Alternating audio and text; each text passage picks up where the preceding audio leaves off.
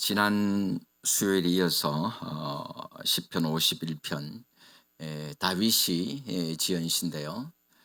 바세바와의 범죄 이후에 나단 선지자의 책망을 받고 하나님 앞에 회개하면서 지은 그러한 시입니다. 죄를 지은 사람에게 나타나는 첫 번째 특징은 범죄 사실을 부인한다는 겁니다. 끝까지 부인하고 감추려고 합니다. 쉽게 자백하지 않습니다. 끝까지 그런 일이 없었다고, 모른다고, 안 했다고 잡아떼다가 더 이상 부인할 수 없는 결정적인 증거들이 제시되면 그때서야 사실을 인정합니다. 지금 이제 선거가 한 주 남았는데요. 정치인들이나 사회 유명 인사들을 잘 알잖아요. 어떤 불미스러운 일이나 또 뇌물 사건에 연루되는 걸 봅니다. 누가 얼마를 줬다 받았다 그런 얘기들이 이제 언론에 이제 흘러나오면 처음부터 그것이 사실이라고 말하는 사람 혹시 보셨어요? 아니, 저는 못 봤는데 혹시 누가 보셨나 싶어서. 아무도 없어요. 절대로 돈 받은 일 없다고 딱 잡아댑니다. 심지어 배달 사고 별 희한한 용어들이 다 나와요. 배달 사고. 그러나 어떻습니까? 경찰이나 검찰에서 조사를 받으면 대부분 사실로 드러나는 것을 볼 수가 있습니다. 범죄하지 않는 게 제일 좋은 일이겠습니다만은 만약 죄를 지었다고 한다면은 솔직하게 죄를 자백하고 용서를 구할 수 있어야 됩니다. 그런데 그것이 쉽지가 않습니다. 솔직하게 자기 죄를 인정하는 게 쉽지가 않아요. 인간이 가진 자존심 때문입니다. 그래서 구차하게 변명하고 자신을 합리화하려고 합니다. 그러나 자신의 죄를 인정하지 않으면 결코 용서를 받을 수도 없습니다. 우리 하나님도 마찬가지입니다. 하나님은 죄를 미워하시지만 죄인은 미워하시지 않습니다. 누구든지 자기의 죄를 정직하게 고백하고 회개하면 하나님은 다 받아주시고 용서해 주십니다. 서두에 말씀드렸다시피 본시는 다윗이 바세바와 동침하는 죄를 지은 후에 나단 선지자의 책망을 받았을 때에 눈물로 회개하면서 쓴 시입니다. 다윗은 비록 범죄했지만 자신이 지은 죄에 대해서 변명하거나 자신을 합리화하지 아니하고 내가 범죄했습니다 라고 진실하게 회개했던 사람이었습니다. 그러니까 다윗은 정결한 삶을 살지는 못했지만 정직한 삶은 살았습니다. 그래서 하나님께서는 다윗을 정직한 사람으로 인정해 주셨던 것입니다. 범죄한 다윗은 하나님 앞에 회개하면서 깨끗하고 정직한 마음을 달라고 기도하고 있습니다. 10절에 이렇게 말씀합니다. 하나님이여 내 속에 정한 마음을 창조하시고 내 안에 정직한 영을 새롭게 하소서. 여기서 정한 마음이라고 하는 것은 범죄의 유혹에 넘어가지 않을 만큼 깨끗하고 정결한 마음 상태를 말합니다. 그리고 정직한 영이라고 하는 말은 죄를 지었을 때에 솔직하게 자기의 죄를 고백할 수 있는 그런 마음을 말합니다. 다윗은 하나님께서 자기에게 그런 깨끗하고 정직한 마음을 주실 것을 간구하고 있는 것입니다. 사람은 죄를 지으면 그 감정이 무뎌집니다. 바늘 도둑이 뭔 도둑돼요? 소도둑 된다 그런 말 있잖아요. 처음에는요 조그마한 죄도 두렵고 큰일이 날 것 같고 그렇습니다. 부끄럽기도 하고 벌을 받게 될까 두렵기도 하고. 그런데 그 죄가 자꾸 반복되고 커지면은 죄에 대한 감각이 무뎌집니다. 수치심도 없어지고 부끄러운 줄도 모릅니다. 뻔뻔스러워집니다. 자기를 변명하고 합리화하려고 합니다. 다윗도 아마 그랬을 겁니다. 처음 바세바와 간음했을 때는 내가 이러면 안 되는데 그런 마음이 있었을 거예요. 그러나 죄가 점점 커지면서 내가 그래도 뭐 한 나라의 왕인데 이 정도쯤이야. 아마 그런 생각으로 자신을 합리화하고 싶은 마음이 생겼을지도 모르겠습니다. 그렇게 죄에 대해서 둔감하고 죄의식을 느끼지 못하고 변명하고 합리화하려는 자신의 마음을 깨끗하고 정직하게 고쳐주실 것을 하나님 앞에 간구하고 있는 것입니다. 인간의 마음은 본래부터 부패해서 선을 행할 줄 모릅니다. 죄 가운데 태어나서 부패하고 타락한 세상을 살아가는 인간은 그 누구도 자신의 노력으로 결코 자기 마음을 깨끗하게 할 수가 없습니다. 인간이 타고난 본성 자체가 악하다는 거예요. 그래서 우리의 의지로 우리의 노력으로 우리 자신을 깨끗하게 할 수 있는 사람은 아무도 없습니다. 오직 성결의 영이시고 창조의 영이신 하나님만이 우리의 마음을 맑고 깨끗하게 해주실 수가 있는 것입니다. 다윗이 자기의 마음을 깨끗하고 정직하게 해달라고 기도하는 이유가 무엇입니까? 죄인은 하나님 앞에 설 수가 없기 때문에요. 죄로 오염된 더러운 마음에 하나님의 성령이 거하실 수가 없기 때문입니다. 그래서 다윗은 깨끗하고 정직한 마음을 달라고 하나님께 기도하고 있는 것입니다. 고린도전서 3장 16절에 이렇게 말씀합니다. 너희는 너희가 하나님의 성전인 것과 하나님의 성령이 너희 안에 계시는 것을 알지 못하느냐. 우리의 마음은 하나님의 성령이 거하시는 성전인 줄로 믿습니다. 그런데 더러운 마음에 하나님의 성령이 계실 수는 없습니다. 그러므로 하나님의 성령이 계시기에 합당하도록 깨끗하고 정결하고 정직한 마음을 유지할 수 있는 우리 모두가 될 수 있기를 주님의 이름으로 축복합니다. 그래서 다윗은 주의 성령을 거두지 마시라고 간구합니다. 내 더럽고 취약한 마음속에 하나님의 성령이 계실 수가 없으니까 하나님께서 성령을 거두어 가실까 봐 두려워하고 있는 거예요. 11절 보십시오. 나를 주 앞에서 쫓아내지 마시며 주의 성령을 내게서 거두지 마소서. 다윗은 하나님의 성령이 떠나시고 자신이 하나님 앞에서 쫓겨나는 것, 그것을 가장 두렵게 생각했습니다. 하나님의 백성들이 죄를 지었을 때 가장 무서운 벌이 뭘까요? 하나님께서 하나님의 성령을 거두어 가시는 거예요. 하나님과의 관계가 끊어지고 하나님과 영적으로 단절되는 겁니다. 하나님의 성령이 떠나시면 하나님의 능력도 나타나지 않을 뿐더러 마음의 기쁨도 평안도 다 사라지고 모든 것이 불안해지게 되는 것입니다. 다윗은 하나님의 성령이 떠난 사람이 얼마나 비참하게 멸망의 길로 가는가 하는 것을 다윗은 잘 알고 있었습니다. 누구 보고 알았을까요? 사울 보고 알았어요. 사울 왕을 통해서 하나님의 성령이 떠나버린 사람의 비참한 모습을 다윗은 잘 보았습니다. 사울이 처음부터 악한 길로 갔던 사람은 아니었습니다. 처음 왕으로 세움받았을 때 사울도 엄청 겸손한 사람이었습니다. 다른 사람들 앞에 나서는 것도 부끄러워가지고 짐짝 뒤에 숨던 사람이었습니다. 왕이 되어서 하나님의 능력을 의지하고 나가서 싸워서 주변 나라들을 정복하고 이스라엘을 구원하는 그 일에 쓰임받았던 사람이었습니다. 그 사람이 사울이에요.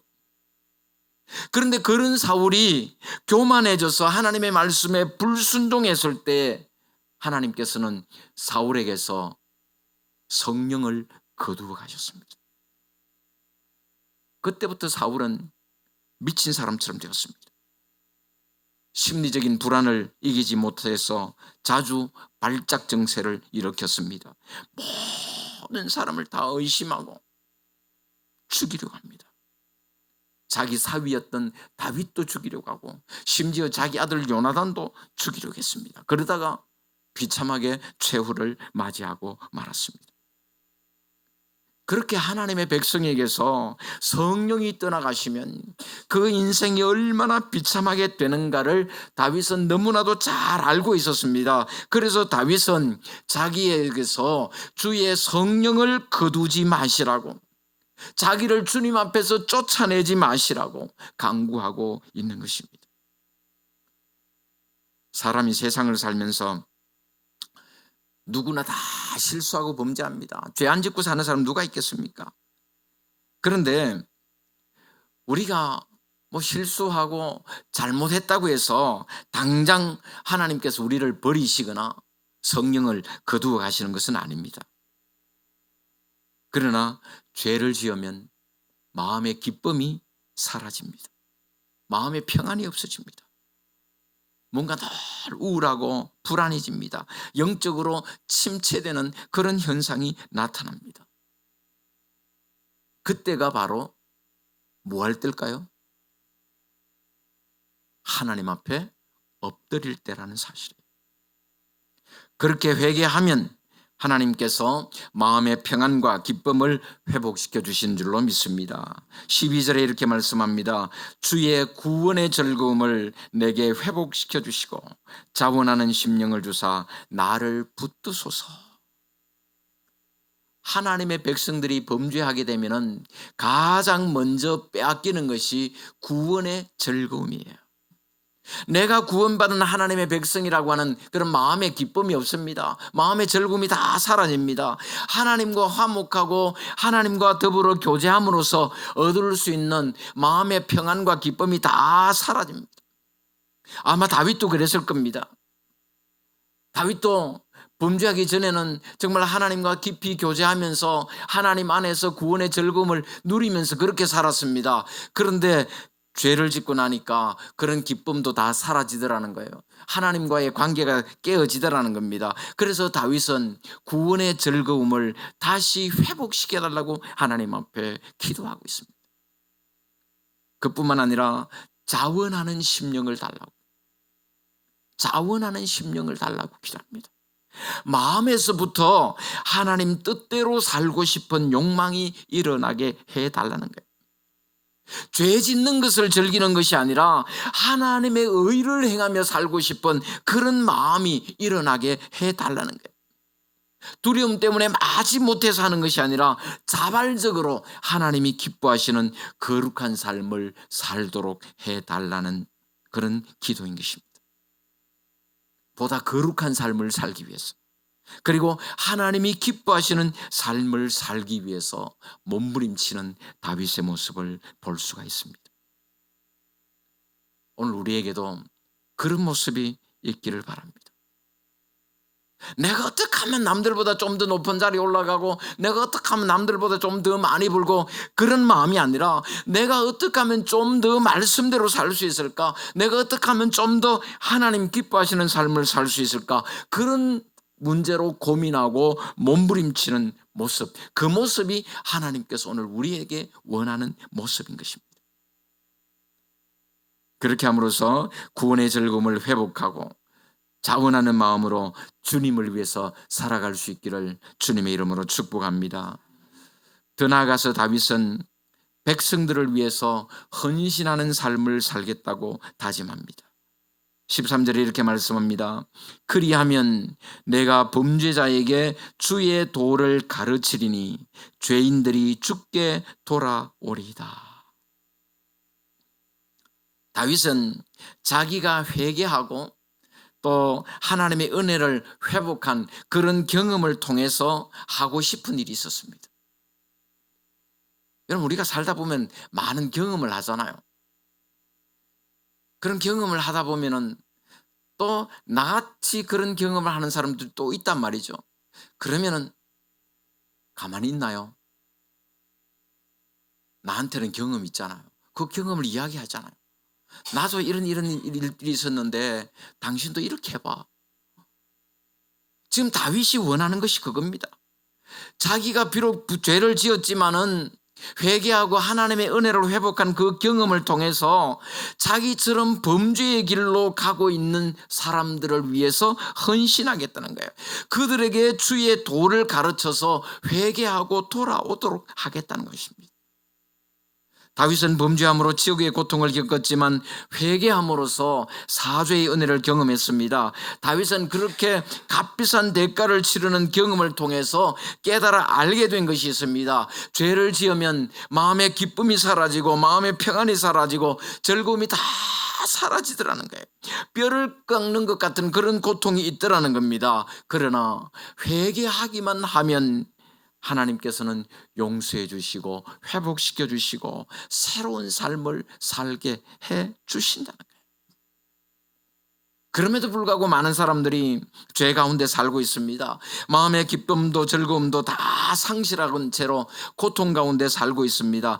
그러면서도 회개할 생각도 하지 않습니다. 사람들의 입만 막으려고 합니다. 사람들만 입을 다물면 괜찮다고 생각합니다. 사람들에게만 수치를 당하지 않으면 된다고 생각합니다. 그러면서 죄를 점점 키우고 있는 거예요.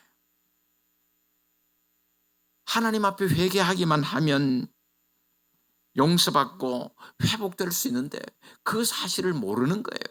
그래서 다윗은 자기가 경험했던 그러한 일들을 통해서 그런 범죄자들을 가르쳐서 범죄의 길에서 돌아오도록 하겠다.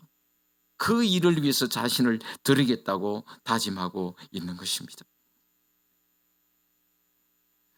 우리 주변에도 그런 사람들이 들어 있습니다. 죄를 죄로 알지 못합니다. 또 그러면서 또 죄를 짓고 난 후에 괴로워하는 그런 사람들도 있습니다. 하나님 앞에 회개하기만 하면 하나님은 다 용서해 주시고 회복시켜 주시는데 그 사실을 모르는 사람들이 있다는 거예요. 그런 자들에게 하나님의 말씀으로 권면하고 회개하고 돌아오도록 해야 될 사명이 오늘 우리에게 있는 줄로 믿습니다.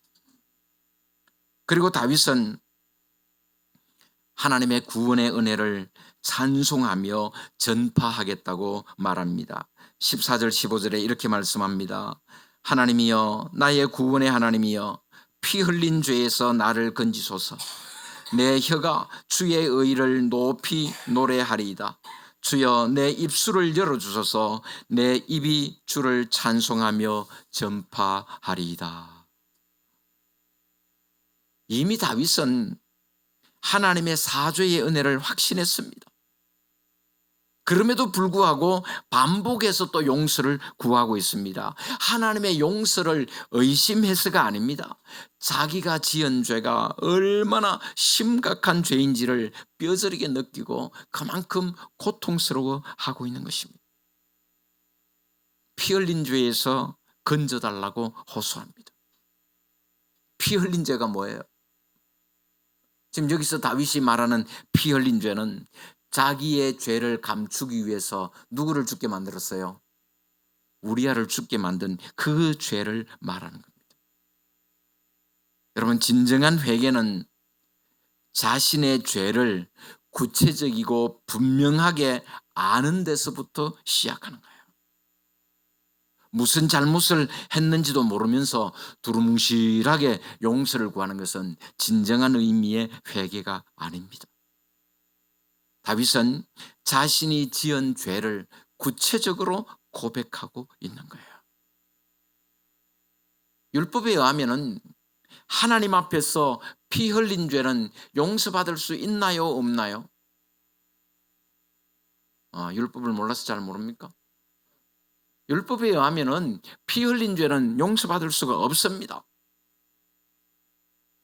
율법은요, 피는 피로, 생명은 생명으로 갚는 것이 율법이에요. 사람을 죽이는 피를 흘렸으면 지가 죽어야 돼요. 그게 하나님의 율법입니다. 더욱이 무죄한 피를 흘린 자는 하나님의 백성의 왕이 될 수도 없습니다. 그런데 하나님께서는 다윗을 살려주셨습니다.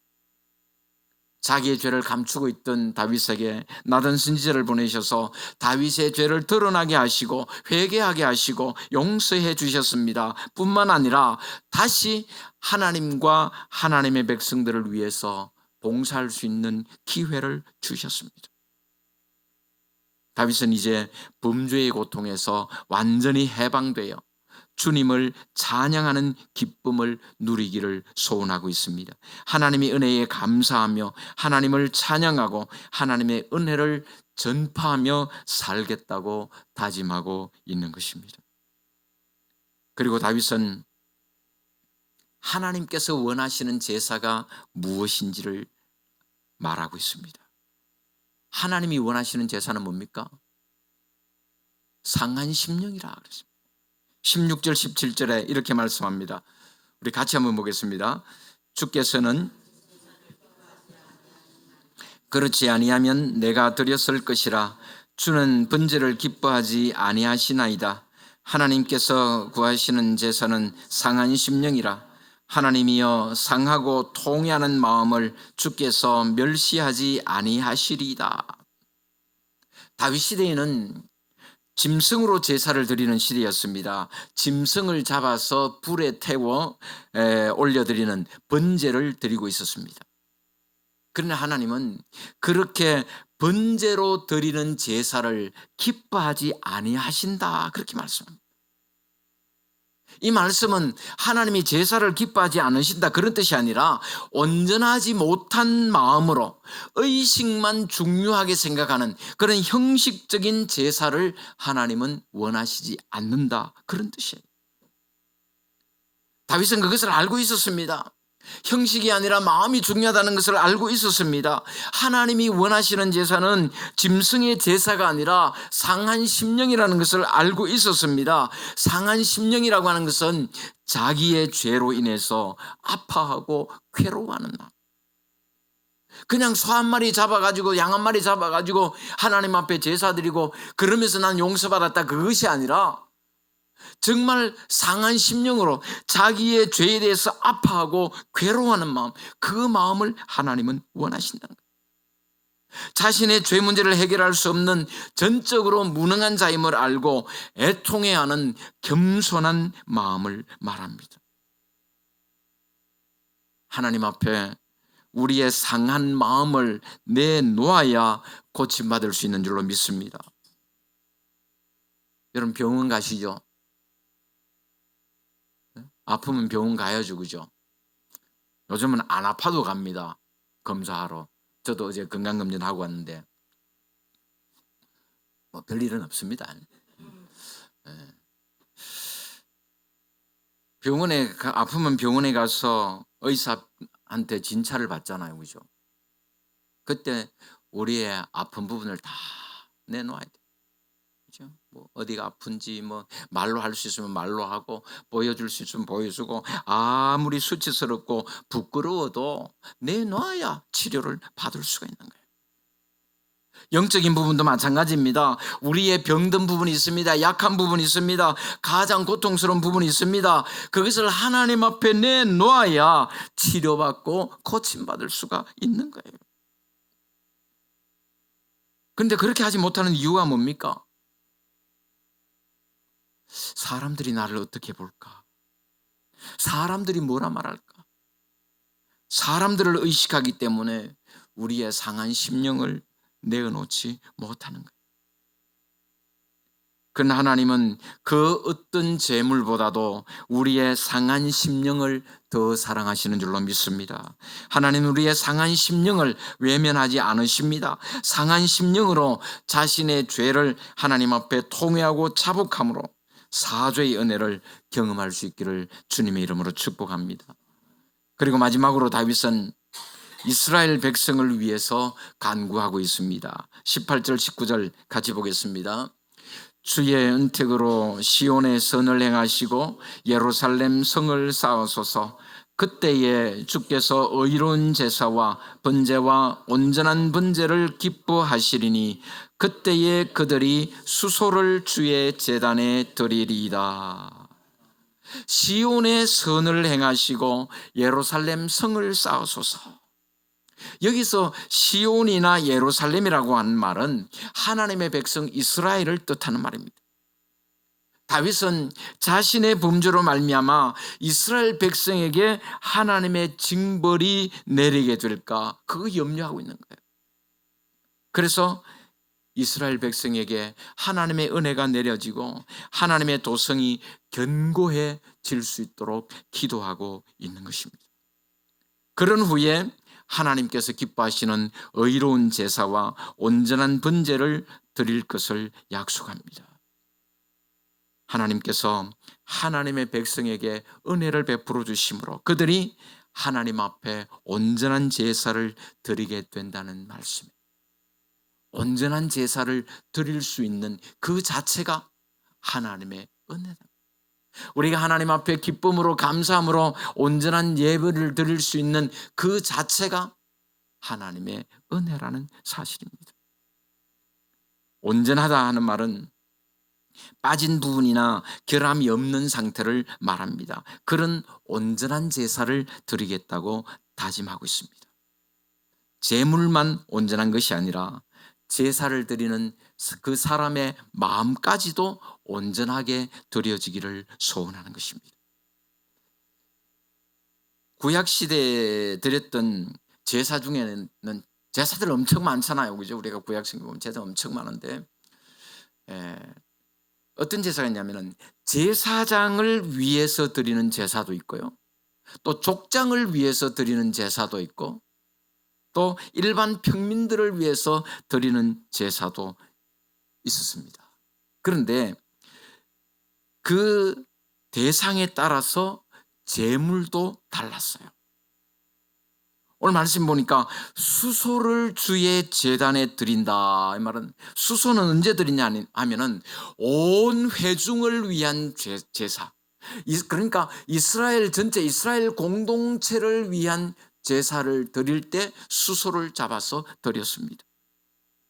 그러니까 수소를 주의 제단에 드린다는 말은 온 회중이 함께 하나님께 희생 제사를 드린다는 말입니다. 모든 백성이 다 함께 하나님의 구원을 기뻐하며 하나님께 예배하겠다고 하는 다윗의 신앙 고백인 것입니다.